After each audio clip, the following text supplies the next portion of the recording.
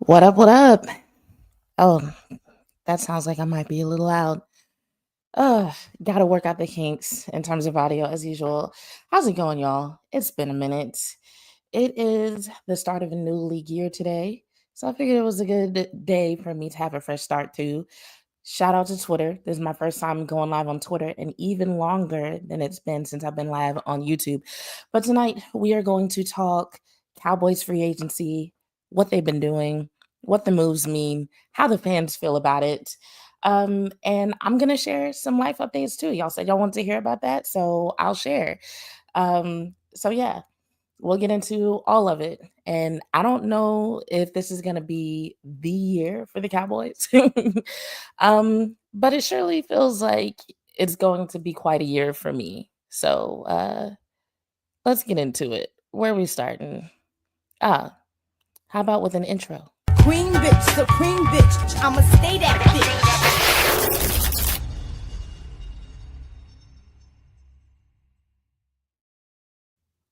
All right, so this is definitely an off schedule live broadcast. So, as we're waiting for people to fill in, shout out to everybody who has shown up so early, who is in the chat. Y'all make me feel so loved that y'all are joining me this late on a Wednesday and just like with such short notice, too. Y'all are dope. But I want to start with a little bit of TLDR. So that stands for too long, didn't read. Something the kids are saying these days. So, y'all know I'm a writer. And so I just thought it would be fun to start off some of the lives with a little bit of a recap about some of the things that I've been writing about. So I'm going to give you all a quick recap of two main articles, both Cowboys related. So one of the articles was about the girls' flag football spring league that the Dallas Cowboys are starting this year. So the games are going to start on March 22nd, but they had a full on media day for these girls. So if you follow me on Twitter, you saw the clip where I asked Dak what he thought about the girls having a media day. You probably saw some clips shared by other people. I know Patrick No C Walker, shout out to him, shared a clip. But essentially what's happening is you've got flag football. It's going to be in the Olympics. It's been one of the fastest growing sports in America. And there are several teams throughout the entire state of Texas where girls are learning how to play flag football. They're becoming competitive. And there's a governing body called the UIL that is in charge of all of the athletics and academic competitions in the state of Texas when it comes to the schools, right? And so they've been trying for years to get the UIL to sanction girls flag football. And they're getting close, but essentially Charlotte Jones and some other people associated with the Cowboys, and actually some people associated with the NFL as well. When I went to this media day, there was a press conference leading up to the media day events, and the NFL vice president of flag football, she was there. So was the captain of the Team USA flag football team. So it was a lot of people came out to support these girls. But essentially, they're throwing a lot of money and a lot of support behind it in order to help this sport gain notoriety, so on and so forth. And what I thought was great about it is because y'all know me, I play roller derby or played roller derby. I'm on a break.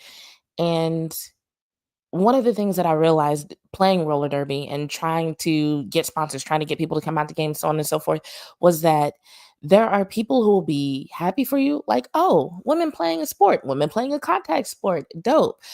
But that does not always equate to financial investment. It does not always equate to coverage, both of which are very much necessary for the growth of any sport.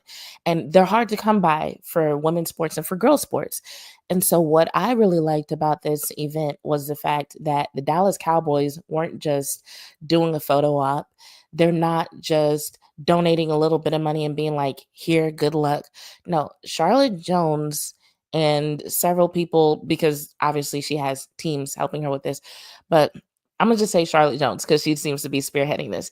But they have really pulled their connections in order to get real support, real investment, real coverage for this spring league. And I talked to some people in the building that day who seem to have an inside track on what's going on with the sanctioning and the fight for sanctioning.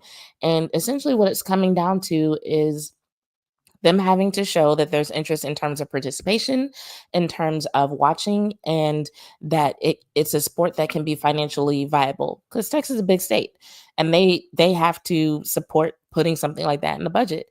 And so when you have an organization like the Dallas Cowboys say, we're going to throw everything that we can throw behind this sport to prove what it can be. If you throw what you can throw behind the sport, that is a big difference maker. And you add to that the fact that this sport is going to be in the Olympics, and you can just kind of see the trajectory of what this sport can become for the young girls who are there and the women who are currently playing the sport. So super huge props to the Dallas Cowboys for supporting those efforts. Super huge props to Charlotte Jones. Props to Dak Prescott. Dak Prescott is not making any money off of this flag football league, by the way. Like, there were some people who are asking, like, how is he affiliated? How is he associated? He's not on the board. He's not doing nothing. He was literally just there to be like, yo, this is dope. I want to support this. I want to talk to these young women, encourage them, pass the ball with them, and just make this a great day for them. This is a new mic stand. Sorry, it keeps falling. So I might have to adjust this a few times. So yeah, shout out to everybody who was there on March 22nd. I am gonna go to their opening event. I'm gonna do everything that I can to keep following the progress and development of the spring league and of the fight for UIL sanctioning. Um, so that's the first TLDR. Second TLDR is I wrote an article about Sam Williams. So I want to I'm laughing because like I told my friends this story, and the first thing they did, they were like, "Oh, so you just name dropping on us now." This is just what happened. So I went to Michael Irvin's birthday party, and Sam Williams was there. And I was at a table with Law Nation. Shout out to Law. Law is so dope. So I was at a table with Law and some people he knew. I don't know that many people in the city right now. So I was at a table with all them. Sam comes over to our table. We're chatting, and I end up asking him about his recovery, uh, how he feels about the new coaches, new season. Some of it he said I could quote. Some of it he was like, "Nah, don't print that. That stays here," which is fine. But I say that to say, yes, he knew an article was going to be written about him. But long story short, his progress is coming along fine. For those who might be a little bit out of the loop, he injured his ACL and PCL this past year. Well, it was actually last July, late July, like right as training camp was starting, he got injured and was on IR the entire year. And 2024 was a year where he was expected to have a big impact. People were expecting him to have a big role. People were expecting to see more consistency from him. People were expecting to see him have an impact on both special teams and on the defense. And all that kind of went out the window once he got injured. So that rash of injuries that the Cowboys dealt with in 2024 started with Sam Williams, basically. So I asked him how that was going. So not only does it sound like he's on a track, on a really good track for recovery, in terms of where he is when it comes to sports specificity and intensity of movement, he's right on track. So he just started running. He's been lifting weights. He hasn't started cutting, changing directions and things like that yet. But he told me that he's been working on body recomp. So for those of you who are not personal trainers like myself and don't know what that is, body recomp is essentially when a person says, I don't want to just lose weight. I don't want to just gain weight. I actually want to change my body fat percentage. So essentially he lost weight. If you keep track of Sam, you know, he came into the league at around 260. He's been hovering around that number the whole time. So he dropped to around 238 in order to get some of the excess fat off his body. And then he started the process of putting on muscle. And so now he's back up to around the 260 range, but he's got a lower body fat percentage, more muscle, which although we haven't seen it yet, those numbers are what you want to see in an athletic defensive player, right? Someone who has size, but also can really move and be agile and be fast. And he's still working on it. He's not going to stop there. So there's that. There's a body recomp. There's the efforts to get back to his pre-injury athletic form in terms of his movement. And then the elephant in the room, which I didn't talk to him about for very long because he didn't seem to be a fan of the topic of what fans think about his tendency to get penalties or get into trouble off the field. But that's the elephant in the room, right? So it does sound like he's had conversations with some people to where that's on his radar, but he's not really interested in appeasing fans when it comes to that. He's very interested in being a productive member of the Dallas Cowboys. So that's the TLDR on that situation. And I see TLDR. I say TLDR, but those articles are not long. I just know some of y'all don't read them. I know some of y'all see the preview and y'all like it because y'all are being supportive that I'm writing and that I'm getting interviews. And I appreciate y'all for that. But these articles are not long. So if you're ever wondering, should I stop and read this? Stop and read it. They're usually not very long at all. But that's a TLDR. So with that being said, let me see what y'all are talking about in terms of the comments. And if y'all have said anything, I'm laughing because Chris in the comments talking about there's my wifey. I knew he was gonna say it. Let me see if y'all have said anything in terms of the free agency. Um, Gil said "see dangerous," which is not a free agency comment, but it's a combination of the name CD and the word dangerous, which I'm here for that. Gil says, when are we gonna sign Cup SMH? That's a good question. I looked at it right before I signed on. So, fun fact, and if anybody is new to watching me, sometimes I don't have show notes. Tonight, I don't have show notes. So, anything I say about the Cowboys and free agency is going to be completely improvised and based on something that I either heard in a space earlier or had time to Google right before I signed on. So when it comes to Cooper Kupp, I don't know. The last thing that I saw was that he had been released, and I don't know. And so I know people wish that they could literally sit in the room with the Cowboys decision makers, right? Uh, there seems to be a certain level of anxiety among Cowboys fans. And I really can't blame you, right? Because also, if you follow me on Twitter, you saw that earlier this week, yesterday. One of the things I said was when I learned that we lost Chauncey, it made me not want to hear shit else about this team for the rest of the week. I was like, fuck it. I don't care what they do. They can't fix this. They cannot make this right with me. And that is still the case. But I will say that things like getting Cooper Kupp, getting Jair Alexander, if he ever actually does become available, would go a long way in getting back in my good graces. Honestly, I'm sure I'll get over it eventually. I heard someone say, I can't remember where I heard it, but someone made the very good point that um, the Giants might be a good situation for Chauncey, that they might be more consistent in terms of his assignments, and it might be a place where he can flourish. Okay, cool. I can see that. And if the Cowboys weren't going to do that, because let's be real, they haven't in the past, then maybe this is the best thing for him. And maybe even if the Cowboys were going to try to meet that 6.5 million per year, he still would not have wanted to stay with an organization that could not put him in the best position consistently. I dig that. Just for me, when it comes to Chauncey, I don't think we had seen the best from him yet. I think he was still developing. I think he was still making improvements. I think his best football is ahead of him. And I wanted to see him get there as a Dallas Cowboy. I wanted him and Osa to remain teammates. Like those are two of my favorite players on defense. And I'm super excited about Osa getting extended. Like that was very good news. But before it actually happened, it never even crossed my mind that Chauncey might not be a Cowboy in 2025. the hell? Um, but here we are. And J. Lou, J. Lou was a little bit easier to understand. I think he deserves what he's getting paid from the Jaguars. And I don't think the Cowboys are ever gonna match it. But J. Lou is a special player.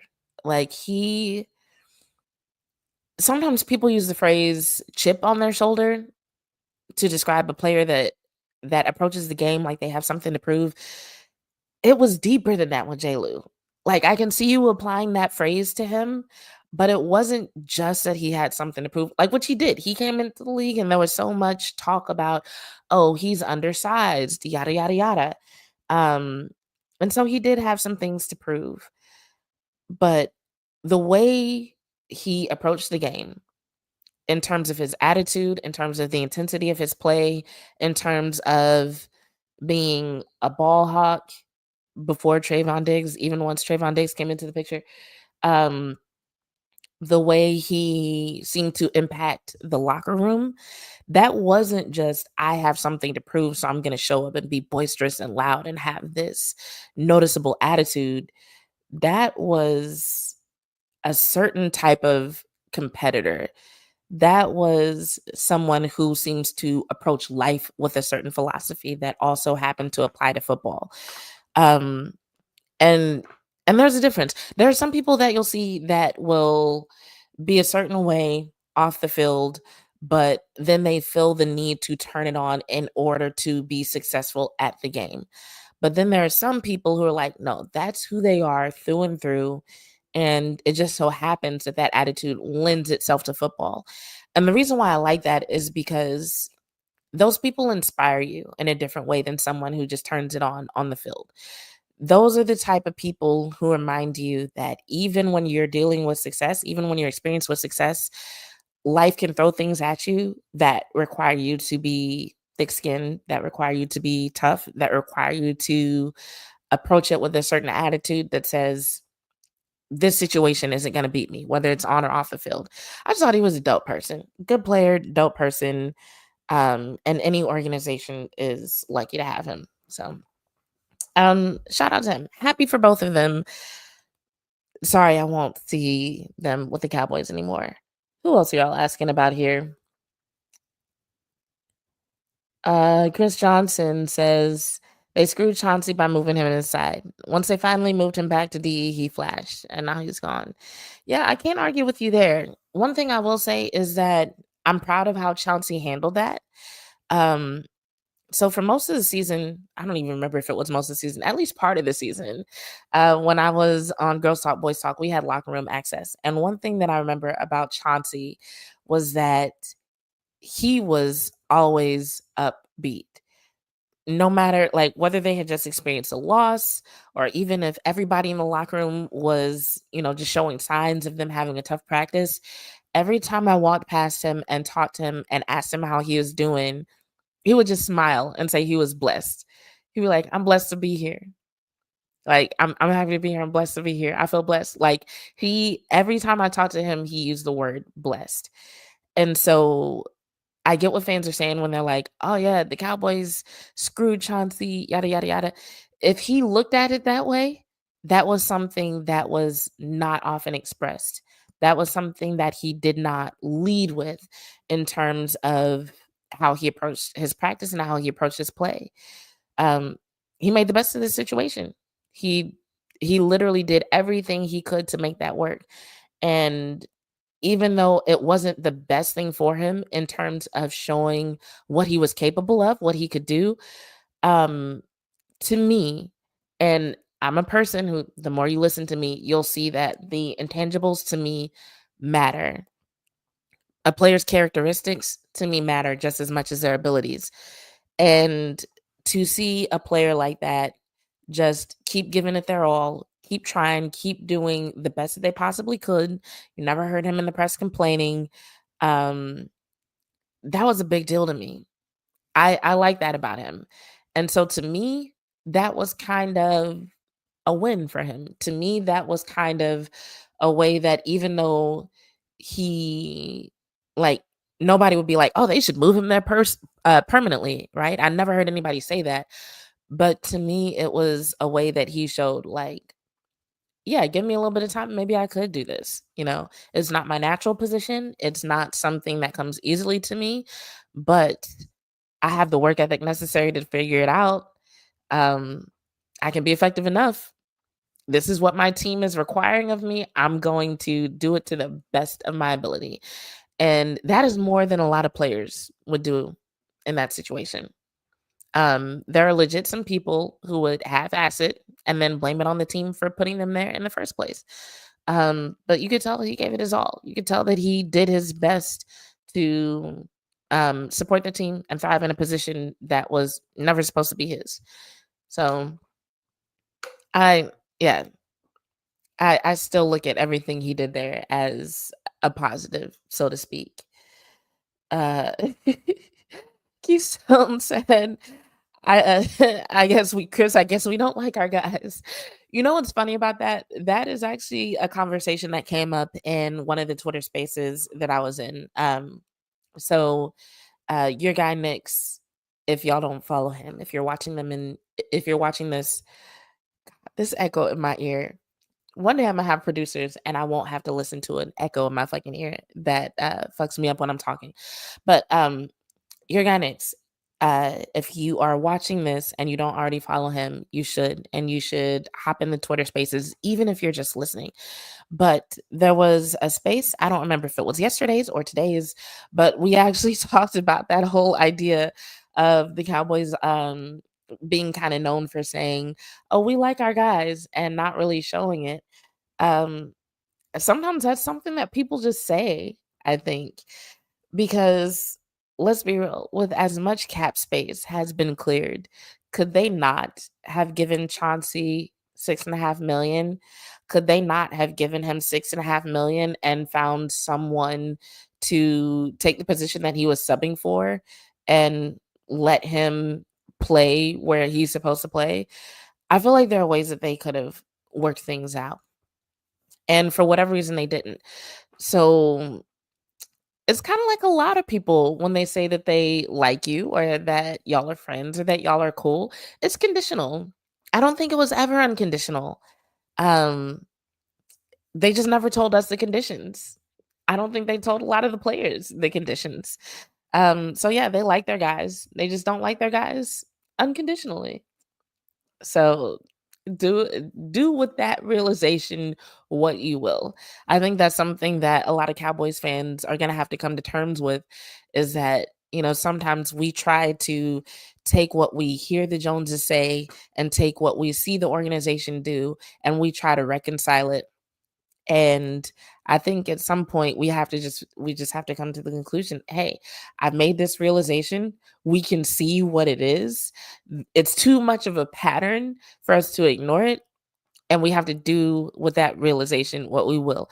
If that makes you mad, be mad. If that makes you not want to be a fan, don't be a fan. If that makes you be a little bit less optimistic, maybe even pessimistic, go with it. But just don't be in denial. Don't be in denial, because while we don't impact the decisions that the Cowboys make, uh, we do often engage with each other in a lot of conversations about the decisions that they make.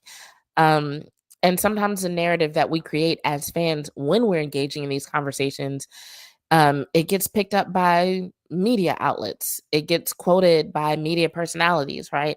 So I think as fans, we do have a certain level of responsibility to try to handle these conversations as responsibly as possible, as accurately as possible. So when it comes to things like the realization that the Cowboys may not like their guys the way we thought they liked their guys, hey, hold on to that. Handle it responsibly. Don't forget it.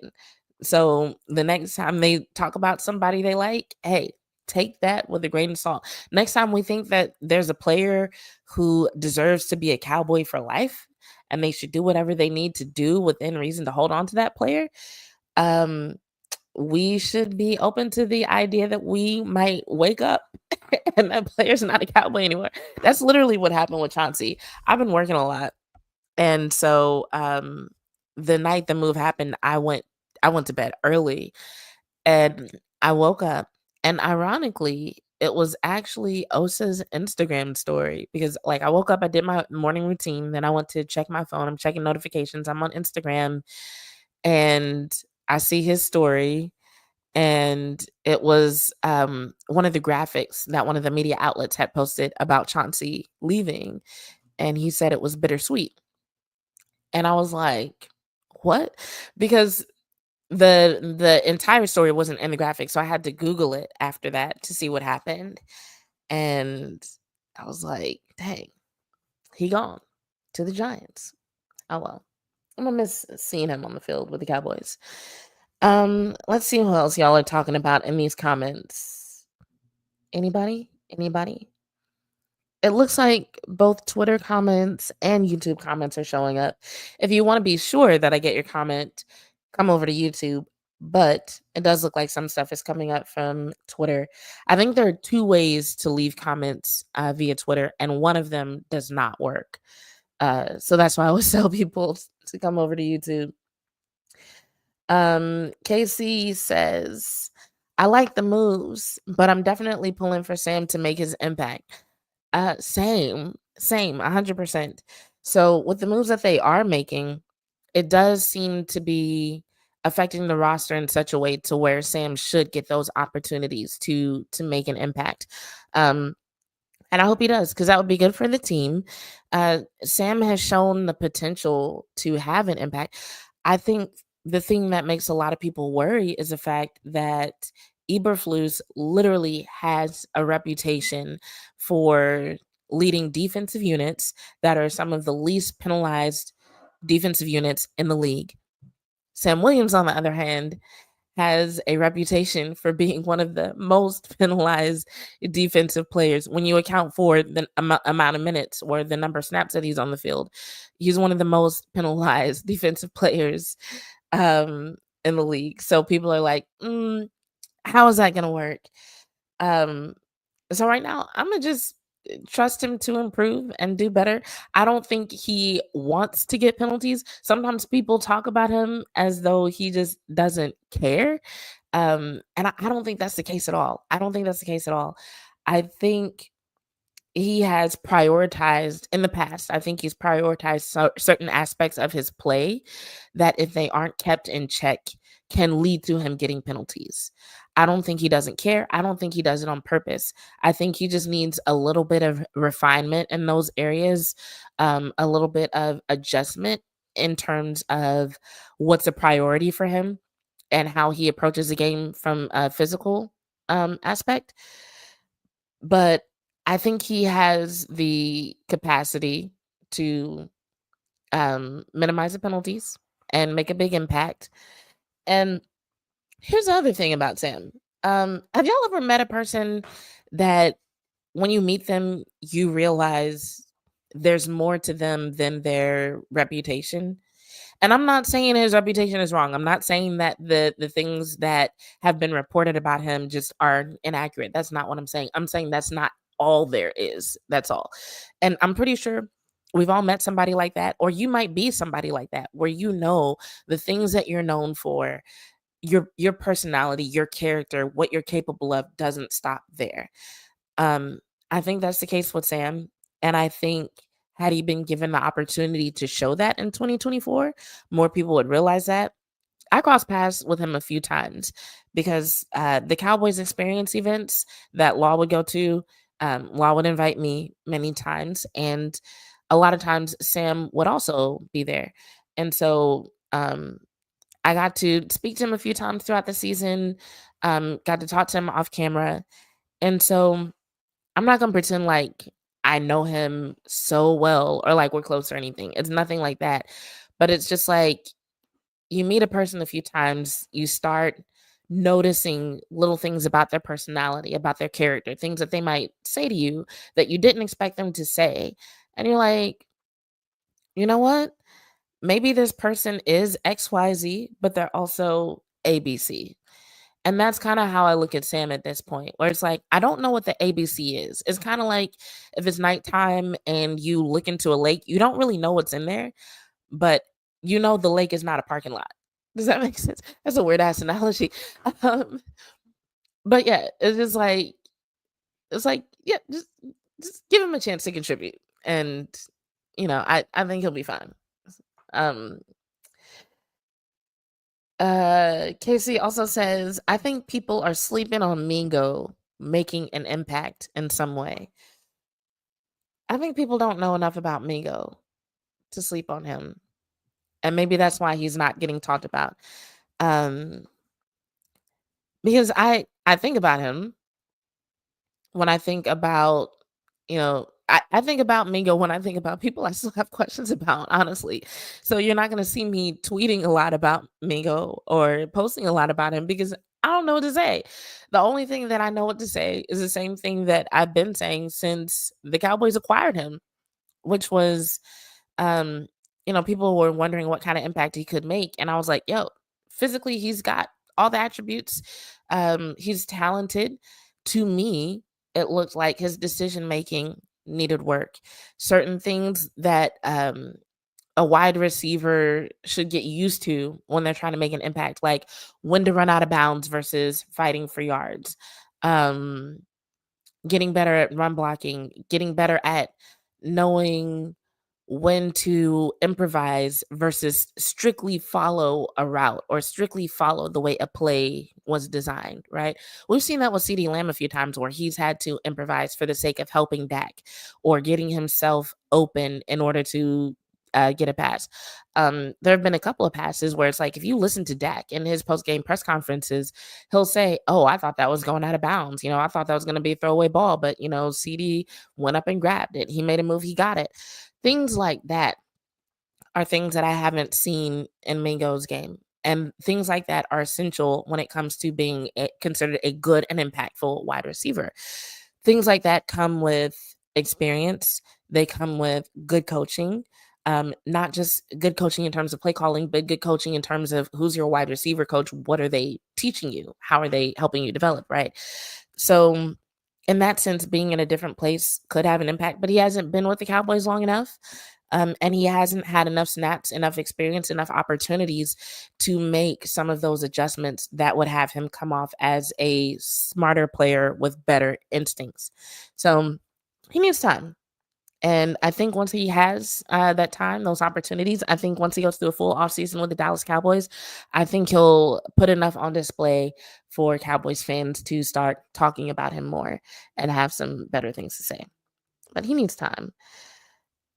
DJ Hundregan said, "We need a splash and we need it now." I'm going to repeat what Nix has been saying about 25 times a day for the past couple days. Um, we need more game than name. So, do we need a big splash? Yes, but we need the right kind of splash. Um, I don't want to see the Cowboys sign a name that is just a name that gets the fan base excited, but then it turns out they don't really fit with any plans that any of the coaches actually have.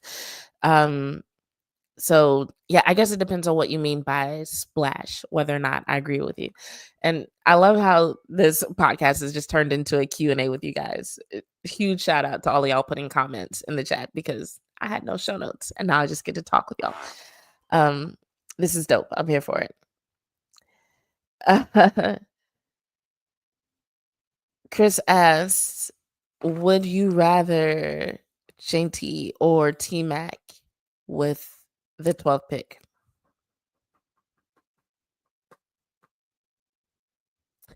Let me get back to you on that. My brain has not even been on the draft the past couple days. Let me get back to you on that. Would Randy Gregory be a fair comparison or is that off track? Fair comparison to who? What was I talking about when you said that? Are you talking, because I can think of a couple things. Are you talking about would Randy Gregory be a fair comparison to Sam Williams and his reputation? Is that what you're asking? Because that's the first thing that pops into my mind. Let me know if that's what you're asking me about, and then I'll answer this question. Chris said at Keystone, yeah, we draft, develop, and let our guys leave. Oh no. We like to develop players for the rest of the league. Ew. So here's what I'll say to that. So there's a story that has yet to be written And the reason why it has yet to be written is because I interviewed a couple of people and then things started happening that made some of their quotes irrelevant. And now I don't even know how I'm going to put this story together. But essentially Coach Brandon Tucker, he's a defensive line coach that operates out of the Plano, Frisco area, which is here near Dallas. For those who don't know where Plano is. Um, but he coaches both Osa and Chauncey and some other players in the league. And he had an event recently.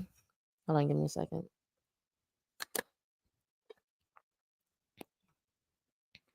So he actually coaches defensive linemen of all ages. And when I say all ages, I mean all ages. I went to one of his practices. There was a kid there who was 7 years old. And as a coach, he does not pull punches. He was trying to teach them like some pass rushing footwork, right? And he pulls the 7-year-old kid to the side and he gets down on one knee and he looks at this kid and he's like, "Son, do you know what 5 yards is?" And I'm just watching this kid look at him like, "What the hell is 5 yards?" And so this 7-year-old kid naturally did not know what 5 yards was, but he learned that footwork that night though. He did. So he teaches little kids, he teaches high schoolers, and he recently had a pass rush school event for high schoolers, but it kind of overlapped with some of the pre-combine work that he was doing with some of his college clients. And when he has events like that, some of his pro clients come out. That's actually how I met Osa for the very first time. I went to his pass rush school event last year. Osa happened to be there. This year, Neville Gallimore was there. But anyway, I say all that to say this year, because of the potential moves that the Cowboys might make, I talked to both Coach Brandon Tucker and his, why am I forgetting this man's title right now? His program director, um, Derek Irving, about both the program and about Chauncey and about Osa. And there were a couple of things interesting about that conversation. One was that neither one of them expected Chauncey to not be a Cowboy. They both expected Osa to not be a Cowboy. like Coach Tucker, they call him B Tuck for short. B Tuck was like, they don't pay their interior guys. They're not gonna pay him. And he deserves to get it back. He's gonna get it somewhere, but yeah, no, Osa's pretty much gone. Like he said it so matter of factly, and I haven't had a chance to talk to him since Osa got the deal, but I'm really curious as to how he feels about it. I cannot wait to hear what he has to say the next time I get to talk to him. Um, but they talked a lot about Chauncey, and this relates to what you said, Chris, about drafting, developing, letting our guys leave. The reason why they talked about Chauncey so much was because like this conversation happened at a time when there were still questions about what would happen with Osa's contract, right? So I was really trying to get some quotes from them about Osa and his work ethic, because if y'all have never seen Osa Odighizuwa practice, it is a sight to behold. Like for real. Like watching Cowboys practices, like there were times I would literally go closer to where the D line was practicing for two reasons. One, because if you get close enough, you can hear what they're saying, and sometimes just the stuff they said was insightful. But two, watching Osa practice and watching the difference in how he approached his reps compared to how other players approach their reps, it's just like if you appreciate good athletes, if you appreciate athletes with a good work ethic who take their roles seriously and who not only don't take plays off, but don't take reps off. Like he's a fun guy to watch. Like you understand why he's so impactful on the field, because when it comes to play how you practice, oh my God, he's a poster child for that. Um but anyway, both B Tuck and Derek Irving, they could not stop talking about the growth of Chauncey Golston. And even though I was asking about Osa, they were like, well, really, we feel like Chauncey has gained the most from working with us, because when he first came and started working with us, he needed a lot of work, but he's put in the work. He's gotten so much better. He's grown. He's become a really impactful guy on the D line. Yada yada. Like they they had such an appreciation for his growth and development and his work ethic and just his capacity to improve, because you got to think they've worked with all kinds of people. They've seen people come to them with goals and abandon those goals before they put in the work, right? So they know what it looks like when a player has when a player has room for growth, when a player has the ability to make a name for themselves in the league. And the way they talk about Chauncey, you could tell that they look at Chauncey as one of those people. And so that was one of the things that I thought about when I found out that Chauncey was leaving. I'm just like, this is someone who has grown during his time with the Cowboys, who was drafted by the Cowboys, who's one of the people who, like, when it comes to we like our guys, we draft and develop, yada, yada, yada. Like, if you Google those quotes, Chauncey Golston's picture could be right next to those quotes in Google. Um, he should have been the poster child for those aspects of the Dallas Cowboys philosophy, and instead they let him go for whatever reason. And especially considering the fact that the coaches that he was working with that helped him make that progress are like right here in the area on top of all that. So you're going to continue seeing improvement and contributions for him. It just nothing about that situation makes sense. Except, of course, for the possibility that he just wanted to play D end and be somewhere where they would consistently play him at D end, and maybe he didn't see the Cowboys as being that place. Um, so yeah, I say all that to say, Chris, yeah, we're definitely here on that. Um, Chris Glover has clarified. Yes, he's talking about Sam Williams. So comparing Sam Williams to Randy Gregory, yeah, I could see some parallels there. It's not exactly the same situation. Randy Gregory almost exclusively got in trouble for weed, which we later learned.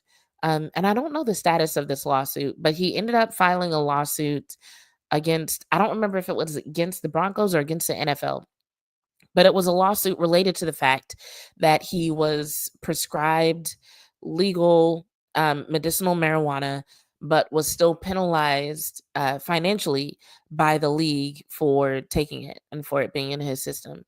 Which, if you've never seen the list of banned substances by the NFL, not only is the list itself like 6 pages long, it includes a lot of legal medications.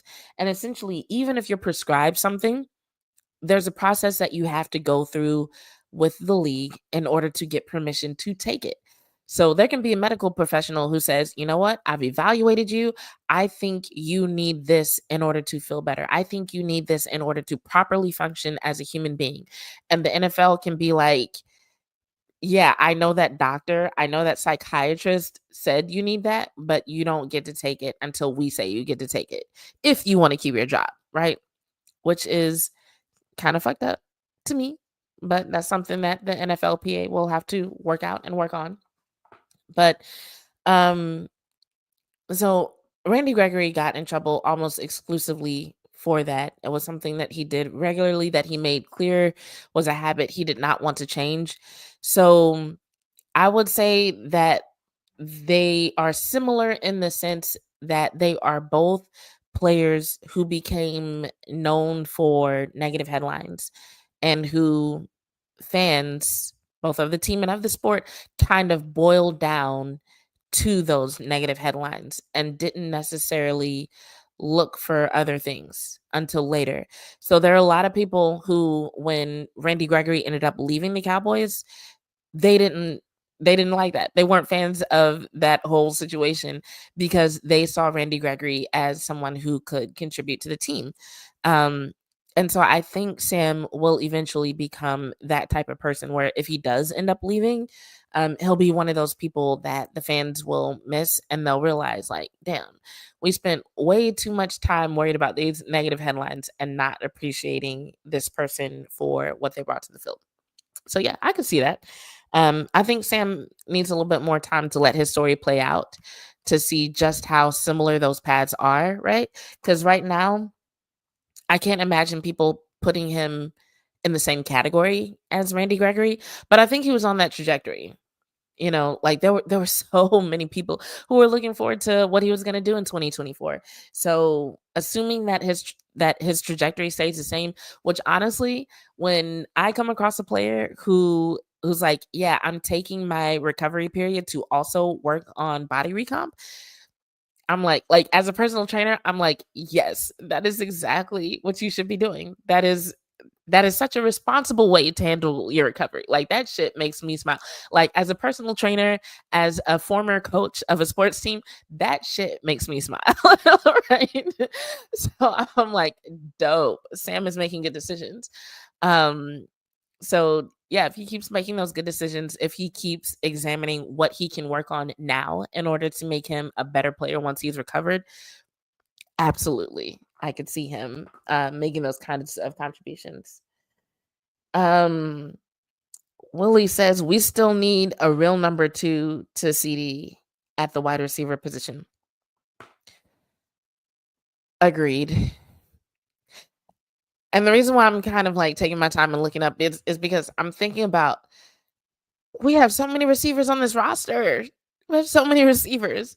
And out of all these receivers, people are still like, we need a number two. And there's some people who think that Brandon Cooks has been used wrong, right? And that if he were to be used the right way, he could be a legit number two. Okay. Um, Mingo, we're still waiting to see what we can get from him. I'm curious if y'all want to put it in the chat. How do y'all feel about people like Jalen Tolbert? Jalen Tolbert is a player who I feel like for the past two off seasons, people have talked about, people have written about him showing up and oh, this is going to be a different year. He's got a new sense of understanding, a new sense of clarity. Um, he's got chemistry with Dak, yada yada yada, and he hasn't quite gotten to where fans feel comfortable calling him a number two. So I'm really curious how y'all feel about him, what y'all think about him, what y'all are expecting from him. If anything at this point, we haven't heard any quotes from him yet. I feel like something else we hear about him every offseason is like some new book he's read, something that's inspired him, some realization that he's had. We hear about him working with Dak Prescott. I don't know what we're going to hear about this year in terms of the players working out in the Dak yard. I think what we do here will be very telling because Dak has another kid on the way. Congrats to him. That kid is due in May. And he also moved recently. I don't know where he moved to or anything, but I'm just saying between those two things. And when I say recently, he moved sometime in the season. Wait, did he move? Yeah, because I think it was something about him tearing down his house. Did he rebuild a house in the same place? I don't know. I love players, right? But I've never been the person to just like stay on top of their personal life like that. So now I'm not sure. Like I felt like he did. I know he's got a kid on the way though. So I don't know what that might mean in terms of him having time to host groups of people in the backyard. So it'll be interesting to see what happens this offseason and who's doing what and with who. But I am curious what y'all think about Jalen Tolbert. I'm curious what y'all think about Jalen Brooks. What are y'all's thoughts on the receiver room in general? I know everybody's like, we need a number two. But like, hold on, let me pull up the list and we can talk about who's already in the room. Because if y'all are saying get somebody else, and we already have these people. So we got Jalen Tolbert, Jalen Brooks, Kelvin Harmon. See, that's a name I forgot. Jonathan Mingo, Ryan Flournoy, Seth Williams, CeeDee Lamb, Cavante Turpin, Jalen Cropper. um, yeah, and then not listed. Yeah, not listed on here is Brandon Cooks. So that's a list. That's a list. So what are y'all thinking about those names? What are y'all thinking about those guys? If none of those guys are number twos, what are they? Like I already said what I'm thinking about in terms of Mingo. I want to give him a full offseason with the Cowboys before I start to pass too much judgment. Um, we know what he needs to work on. We just got to see, uh, like, is Dallas a place where he can work on those things and improve? Um, CD earlier in this past season talked about being a mentor to the other receivers and wanting to see them grow and wanting to see them contribute and wanting to see them make as much of an impact on the field as he does. So with someone like Jonathan Mingo on the team and him having a full offseason with the Cowboys, can he learn enough from CD Lamb to make that impact? Can he learn enough from being part of a new team to make that impact? Um, yeah, it'll be interesting. Willie says, "Hey Jazz, like some of the moves, but it's still the same Jerry." Yeah, it is in the sense that none of these are splash moves. Here's the thing. I think one of the most disappointing things about this year and the lack of splash moves and the lack of big names and the people who have walked out the door is people are looking at this situation with the cap and it's just like y'all cleared so much room. For what? If you're not going to use it on free agents, what are you doing? Why did you restructure Dak's contract if you're not trying to do something different in terms of how you spend that money? What are you doing? And maybe they are planning something. Maybe they are planning something that they just can't share. Maybe they're planning something that's going to take time to unfold. Maybe they have plans for in season free agency that we just need to wait for and be patient. I don't know. I'm not going to pretend to know. But for the fans who are puzzled by that whole situation, I 100% empathize because when I saw how much cap space they cleared, because I'm like, normally, we hear so many speeches about the pie and there's only so much going around. Like they can't even pretend like there's not enough pie. They opened up the fucking bakery when it comes to cap space. There's pie. There's plenty of pie to go around. Um, and so I totally understand fans being like, what the fuck did you do all that for? Just to make the same kinds of moves, just to still not go over 6 million and not even approach 6 million with most people, right? It's confusing. It's puzzling. I don't I don't have an answer. I wish I were one of those content creators who like tries to actually no, I don't wish I was one of those content creators. Shout out to them, but I'm not one of those content creators who like tries to predict predict what Jared's gonna do or what Steven's gonna say or act like I understand the whims of actual billionaires. I don't. I just don't. So I have no idea. I don't know what to tell you. Uh, so Chris said, I don't know. I feel like outside of CD, we don't have any other wide receivers that scares defenses. Um, that is not just a feeling, that is a fact. We can see that in how they handle CD. Even when CD is out there and there are other receivers out there, CD might still get double teamed. And there have been a couple of times the Cowboys have made teams pay for that, but it hasn't been often enough for people to, for example, look at Jalen Tolbert as a number two. Chris also says maybe they're working on a trade and sign, but they have a lot of money. Yes, they do. And so I'm like, y'all gotta be planning something significant. Um, and also more once they sign Micah. Yeah, absolutely. They have the capacity to create even more cap space. So I think that's the thing that fans are waiting on right now. It's like this offseason is different in that sense, where in the past it's been like, well, we want them to get somebody like so and so, but how are they going to do that? And this year it's like, we want them to get somebody like so and so, and they have plenty of space. So they just need to make it happen, right?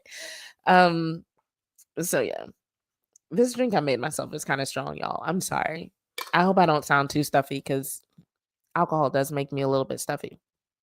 I made myself a gin and tonic because I kind of miss my old co-host. For anybody who watched me, when was the last time she was on the show? I don't even remember. But when I started this podcast in 2021, I had a co-host, and we made it a point to drink a lot during the shows. But I'm normally a tequila girl, but she would always make gin and tonics. And so I bought myself some gin and tonic ingredients because I miss the homie. I've been a little bit homesick lately. I'm gonna go this way.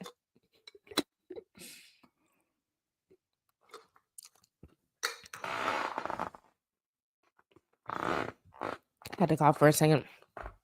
But no, today also just so happens to be the 2-year anniversary of when Ryan Clark helped us build our following on Twitter. So it's story time. I'll let y'all can still put questions in the chat about free agency and shit. But quick story time. Just because it's the 2-year anniversary of this moment. So this was actually a situation that unfolded over, I don't remember how long, but it was months, if not years. So essentially there was a time where I would interact a lot with Aisha Morrison on Twitter, right? And she and I had a conversation about, what team was it? I think it was when the Texans were just starting to get good. And the Cowboys had played them and they had a little bit of trouble.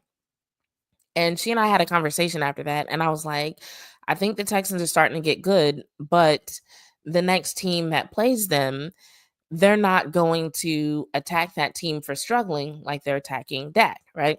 So fast forward a little bit of time, and it was the Chiefs who ended up playing the Texans. And I don't remember if they won or lost that game, but I know they did struggle. I know that game was at least close. And I tweeted something to her, and I was quoting Ryan Clark, not really thinking that he would see it, but he was just one of the first people I saw say something in defense of Patrick Mahomes during that game. And so I copied the link to his tweet and I replied to her and I was like, as I said, they're going to attack Dak, but make excuses for everybody else. So Ryan Clark sees what I said and he's like, well, dummy, what I said was blah, blah, blah, blah, blah, blah. And so I was a big Ryan Clark fan, actually. And so one, it kind of hurt that he called me a dummy. And two, I felt like I was actually making a good point. Like I was like, you might want to call me a dummy, but no, you're an example of what I'm saying. And so we went back and forth a little bit, but at the time before that conversation started, we had less than 100 followers. And then going back and forth with Ryan Clark got us over 300. And so I ran the Twitter account exclusively. And the next time we recorded a show, I told my co-host about what happened on Twitter. And I was like, yeah, so bad news is Ryan Clark called me a dummy. The good news is we have over 300 followers now. And so it was kind of a funny moment. Oh no, what had happened was I had texted her that night when it happened, and then we laughed about it on our next show because it was just so funny.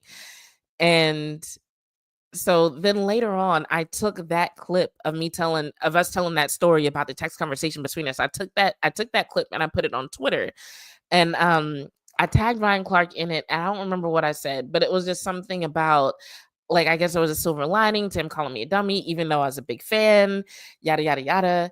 And he actually replied and he was like, no, clearly you're not a dummy. You know your stuff, blah, blah, blah. And it was kind of a cool interaction. I don't remember if he said I'm sorry in so many words, but it was definitely like, I don't actually think you're a dummy. Like, don't take it like that. One of those tones, right? And so that led to even more followers. And so then we got back on the show and we talked about that moment. And I was like, yeah, so Ryan Clark doesn't actually think I'm an idiot. It's just something he said in the moment, blah, blah, blah, blah, blah. And then I posted a clip of that on Twitter. And then Ryan ended up following us. And then he quoted one of our tweets, and he was like, "Everybody go follow the homies," and that was just so dope to me because, like I said, I'm a Ryan Clark fan, and he called us the homies, and he's getting people to follow us. Um, and so yeah, today is the 2-year anniversary of Ryan Clark telling all his followers to follow my Twitter accounts. And not all of them did. I'm only at 6,100 something followers right now. By the way, if you're watching this on YouTube and you're not following me on Twitter, go ahead and go find me. Actually, hold on. I think I have a ticker for this.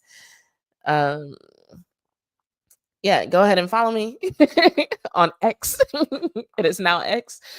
But yeah, today is the 2-year anniversary of Ryan Clark literally helping me get thousands of followers. So maybe I'll post this clip to Twitter as well. And maybe he'll help me get thousands more followers. That would be dope. All right. What other Chris said, "Oh, you getting lit? That's what's up." I'm not, or maybe I am. I don't know. The idea of getting lit on a Wednesday is crazy, but all the days kind of run together for me lately anyway. Willie says they need to pay Micah now. The longer you wait, the price will go up. The Cowboys are more committed to signing their players late than they are to the idea that they love their guys or that they like their guys. I'll say that. Like they say they like their guys, that's conditional. It doesn't always apply. But the Cowboys signing people too late, extending people too late, oh yeah, that's a given. That's gonna happen. So that being said, like I said at the top of the show, once you realize something about the Cowboys, don't be in denial. Like, just understand that's part of how they operate. We want Micah to be signed now. Like Willie said, he's only going to get more expensive. There's good reason for him to be signed now, but their patterns have shown us he's not going to get signed until into training camp, maybe going into the regular season. So just brace yourselves for that. Chris said Wednesday's the new Friday. It kind of is for me because, like, Thursday through Monday, be busy as hell. I'm not gonna lie. There were certain things that I wanted to put in the show and do with my first return to YouTube in a while that I literally didn't have time to do because I've been doing so much. And actually, we've been live for an hour. I feel like this is a good time to transition into some of the life updates I said I would share. Because on Twitter, I asked if y'all wanted to hear just about ball or if y'all wanted to hear about what's going on with me and with my life. Y'all said y'all wanted to hear both. So we can talk about both. Real quick, though, I love weed. Good for you. Says, love the move, Solomon Thomas, Dak twin. Jack Sanborn, Tebow twin. Okay. I'm not totally clear on what that means, but I do like both those moves to get Solomon Thomas and Jack Sanborn. So yeah, we're with you on that. Or I'm with you on that at least. So yeah. So y'all, and I'm gonna say this, and if y'all don't have any, I love weed says they look alike. Let me get back to you on that. I'm gonna need to look at some pictures and verify that. But thank you for pointing that out. That gives me something to look into. But yeah, so as far as my life, I'll say this, and if y'all post any more questions, we can talk about it. If not, this will be a life update, and I'm going to make it a point to be on here more consistently. But yeah, so let's see. When did I initially moved to Frisco? I moved to Frisco July of this past summer. And shortly before that, I moved to a new apartment in Austin in November. So I've moved about 4 times in the past 2 years and about 3 times in the past 18 months or so. And if you've ever had to move, then I'm sure that you can imagine that moving 3 times in the past year and a half makes for a lot of inconsistency, good bit of stress. But yeah, so I'm pretty sure I don't have to tell y'all, like, at this point, y'all are used to me saying that, like, life has been lifing. And that's not even the main point of what I'm about to say, but considering all the chaos, like, I'm sure you can imagine the types of circumstances that have put me in a position to have to move. Some of y'all are also aware that I'm no longer on Girls Talk Boys Talk, right? So I've dealt with moving, I've dealt with some struggles, I've lost opportunities, I've lost friends.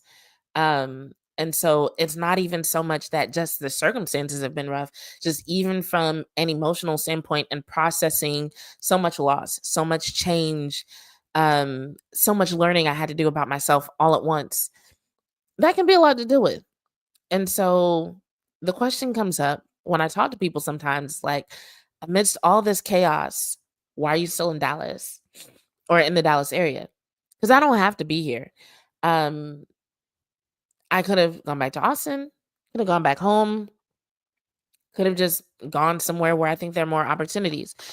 But um, even though I've had to make opportunities for myself in a lot of ways, the opportunities that are coming across, they kind of sent the message to me that staying here is the right move for right now. So I did think about leaving Texas altogether, and I still might, honestly. I am looking into other opportunities, trying to figure out what will be the best fit for me. I'm trying to figure out where the best opportunities might be. So I'm not even saying like, oh, I'm going to be in Dallas forever and I never want to leave. I'm not saying that. I'm saying right now it feels like the right place for me because right after, so I got cut from Girls Talk Boys Talk and lost several friends around the same time. So there was just like this 2-week period of just like loss and loneliness, right? Um, but shortly after that, an opportunity to go to the Shrine Bowl came up. And it was one thing to go to the Shrine Bowl, like when I first realized, like, okay, this is my pathway in, I was just kind of like, okay, this is something that I like to do. I like to watch players. I like to get behind the scenes perspectives. Um, but at the time, I didn't even realize that I would meet so many people there. So I go to the Shrine Bowl, and I hate to say it because I don't like to bash people, but like the PR team that they had running the player interview situation and making sure that players got set up with interviews, they were kind of trash, honestly. So all the interviews that I did, I had to set up myself. But for one thing, it proved to me that I had the capacity to do it because I didn't have like some production team or a huge media outlet behind me or a bunch of connections. It was literally just me being at the Shrine Bowl, going up to players and being like, I would like to talk to you on camera about this. I would like to ask you questions about that. And earning their trust and them saying yes and me having the opportunity to talk to them. I also talked to a bunch of player agents. I got to talk to people like there's content that I'm planning that has not even been released yet. I talked to so many people who have been working with players when it comes to NIL, and helping players navigate things like wealth management, and growing their brand. And it's like, I want to do podcast episodes on that. Um, like a guy who has to talk to 19-year-olds who are becoming millionaires for the first time, like literally transitioning from poverty to being millionaires and having their name, image, and likeness on a national, sometimes worldwide stage. Those are interesting conversations to me, right?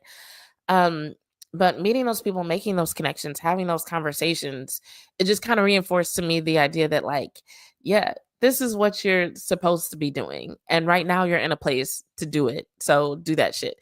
Like, anybody who's seen the Kim Ward interview, like, I was not prepared for that at all. I was not expecting to see Cam Ward that night. But once I did see him, I was like, I know I'm not about to just not talk to him. Um, so yeah, that happened. Um, and then I started going to other events, some of them with law. having the opportunity to talk to people like Coach Brandon Tucker, his program director, to learn about how he's developed this program where he's trained athletes literally from youth level all the way through the pros. Um, Going to the press conference, being able to talk personally with Charlotte Jones about what she envisions for girls flag football.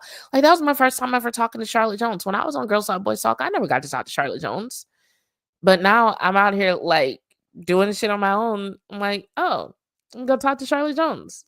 Another presser with Dak Prescott. Like, dope. Um, what else did I do? I feel like there's so many things that are just not coming to me right now. But I know I literally have stacks of content because I talked to several players at the Shrine Bowl. Some of them I've been trying to get in touch with. So I'm gonna give y'all a little sneak peek of one of them. I talked to Cameron Silmon-Craig, who played for Colorado. And we had a very short conversation right after the Shrine Bowl ended, right? But he answered some of my questions in a way that I don't think will benefit him, that I don't think will paint him in as good of a light as he had the opportunity to paint himself, right? So I reached out to him again. I was like, hey, do you want to follow up? Do you want to have a longer conversation? Basically, me trying to say, hey, I want to give you an opportunity to provide context to these quotes and to add clarity for some of the people who might take what you said and try to paint you in a certain light, especially with it being that he did not get invited to the combine. Have not yet heard back from him.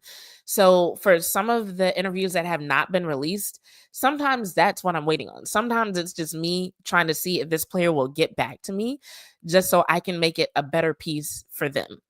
Because sometimes I think guys will say something in the moment, and then if I were to publish that, they might be like, damn, I shouldn't have said that. Right. I'm gonna still publish it though. And if he doesn't get back to me before I do, he doesn't, hey, that's on him. I reached out, right? So some of it is that, and some of it is strictly time. Um, because while I am doing a lot, it's still not my full-time job. And if it were, honestly, some of these pieces would already be out. I got to talk to Josh Williams, who was a 6-year senior for LSU, and that was really, that is my light's way of saying you've been talking too long. I'm like, do I have another light I can turn on? Whatever. I'm gonna just keep going. Hopefully the other one doesn't go out. But I got to talk to Josh Williams, who was a 6-year senior for LSU.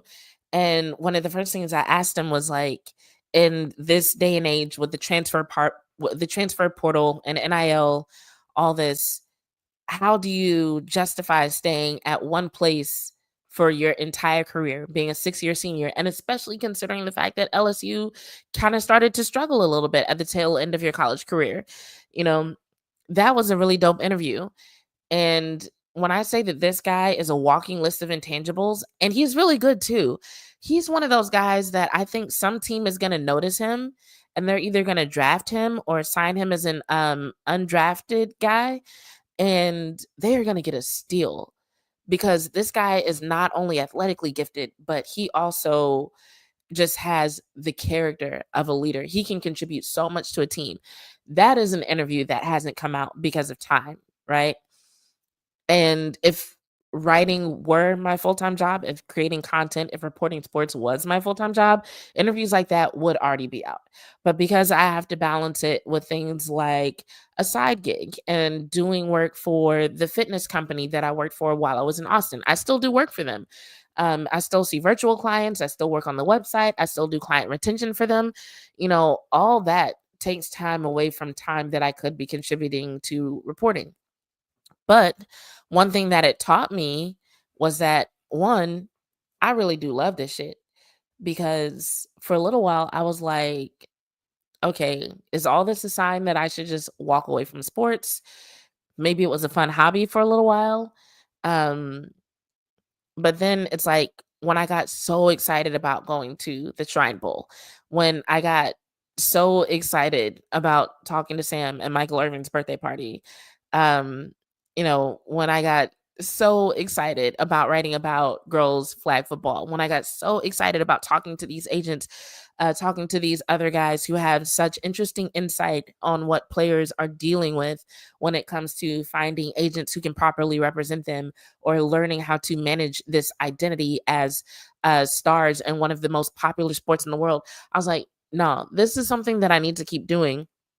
And so that's why, if you follow me on, like, I know I changed it on Instagram. I don't know if I changed it on TikTok yet, but I started calling myself a journalist masquerading as a content creator, because I kind of realized I'm not really a content creator the way most people think about it. Like, I don't like clickbait. I don't like hot takes just for a reaction. I'm not really into debates just to get emotional and argue with somebody and get views. I'm like, I really like telling these stories. I really like educating people on what's going on in the sports world.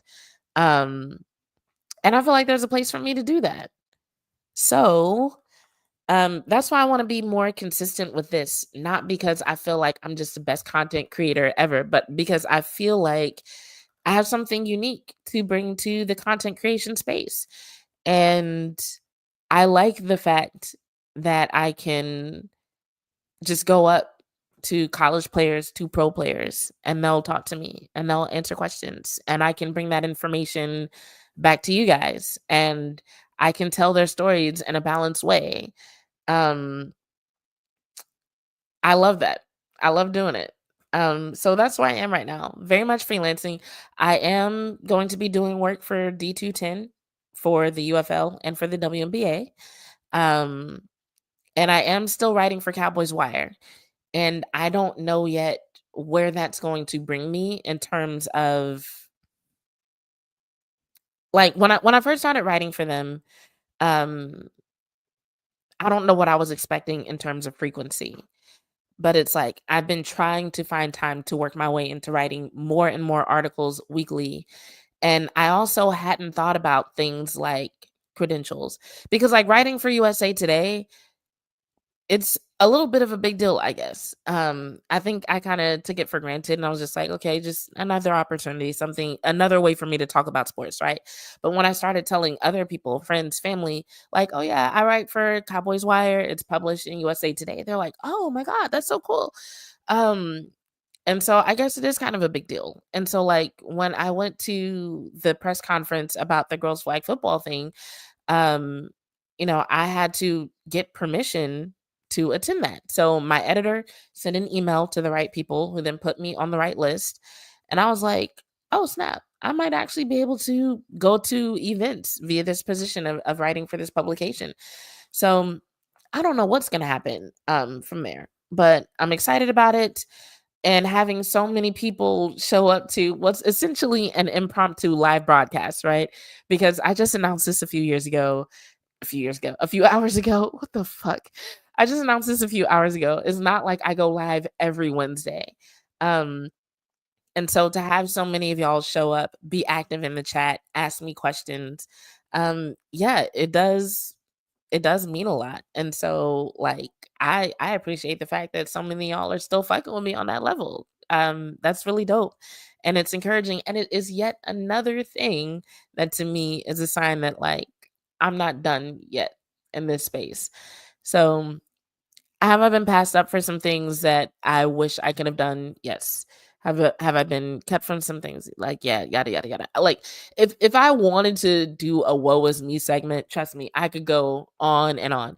But it's not even about that at this point. At this point, it's about the fact that, like, I have a lot of things to look forward to, a lot of content to bring you guys, a lot more conversations like this. Um, and as time allows, I'll have a lot more time to um actually do more studying like I used to, whether it's about free agency or the draft or whatever the next lawsuit happens to be. Um, yeah, I'm looking forward to bringing all that to you guys. Hoodie Kush 81 is saying my name. Do I know you? I know I don't know that screen name, but yeah, what's up? Thank you for joining and for being active in the chat. I appreciate you. Um, I love weeds and debates equal early heartache. Yeah, sometimes people that's another thing, I don't really know what you mean by that, but it sounds like you're referring to the way, some people put a lot of emotions into their debates and end up regretting it. Lenny Storm says, I know Jerry Jones personally for the last 35 years, but the last 5 years, I realized they don't care like I want them to. The players are disposable in their eyes. The Joneses, I mean. I can't argue with you there. It definitely seems that way with some of the guys who they're letting go. I love weed says, you're the next Pam Oliver. Believe it. I don't know if I'll ever do sideline work. Uh, let's see. Chris wants to be a mod. I'll have to figure out how to do that. I don't remember. Um, I'll figure that out and I'll make you a moderator. Uh, and Chris also says it seems like you're kind of at a crossroads. I am in the sense that the decisions that I make over the next probably month or so are going to determine a lot. And by decisions, I mean in a lot of areas. Decisions when it comes to how I spend my time, when it comes to what I invest in terms of my brand, how I build my brand, where I decide to leave. Honestly, I don't see myself leaving within the next month, but depending on how things play out, I would give myself 3 months to a year before I make another major shift. Everything in between that time period, 3 months to a year does sound like a really big time gap.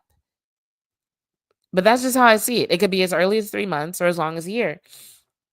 Um, but yeah, there won't be anything super, super major happening within the next month. Everything within the next couple of months is going to be like me fine tuning some things about what I want to present. So, like, for example, I'm in a place that has a little bit more space now, right? And I had this idea for a long time, and I'm just kind of putting this out there to see what y'all think about it. I've already asked a couple of people about it, um, and they think I should do it. But when I lived in Austin, one of my jobs was I was a certified pole instructor, right? And for a little while, I had this idea of when I have like short Cowboys takes, like 3 reasons why, yada, yada, yada. I'm like, I could put those 3 reasons in text over a video of me like practicing pole in the background, like just to do it, just for fun. Right. And I feel like I'm in a place where I can do stuff like that now because I'm totally in charge of my brand and how I'm presented. Um, and I don't have anybody over me who can be like, oh, we don't want to be involved with someone who does things like that. I can kind of make that part of my brand and then be like, if this bothers you, we shouldn't work together. Right? Um, so just things like that I'm just like, I wonder how that would go over. I wonder if people would still receive the message in terms of seeing my points, understanding my takes, or if the aesthetic of that would overtake everything that I say in terms of sports and having a good opinion and a good outlook on sports. Chris says, where can I find such content? Chris, it does not yet exist. When it does exist, it will likely live on TikTok and only on TikTok. So, once it does exist, I'll let y'all know, but it'll be on TikTok. So, yeah, that's pretty much it. If y'all don't have any other free agency questions, uh then we'll pick up this conversation sometime next week when the Cowboys may have made more moves and there may be more information, and maybe I'll have some, I don't know, some other interviews to share, some more articles I'll have written by that point. But for now, it is going on midnight. um so like I said, new league year, fresh start for me, for my brand, for the show. And I appreciate everybody for coming along for the ride. So on that note, thank you so much again. This has been another episode of Bitches Love Sports. If you're watching this and you're not already subscribe. Go ahead and hit that like button. Share this content with someone who you think will like it. And y'all all have a good night. Uh, this is the worst outro I've done in a long time, but I'm out.